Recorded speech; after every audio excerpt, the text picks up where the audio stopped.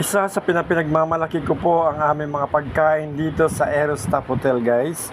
Kung nakikita niyo po yung mga yan po ay aming mga yan po yung mga paborito ng ating mga customer dito na mga in-order.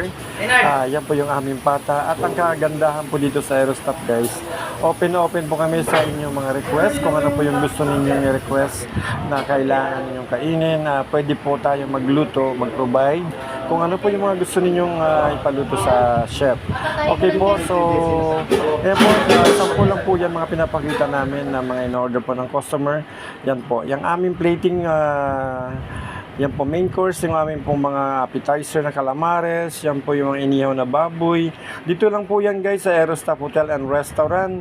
Dito po yan sa Lumang Bayan, Plaridel po. Aerostop Hotel and Restaurant. Dito lang po yan sa Bulacan, guys. Kaya kung malapit po kayo at gusto niyo pong pumunta, dito lang po yan, guys, sa Lumang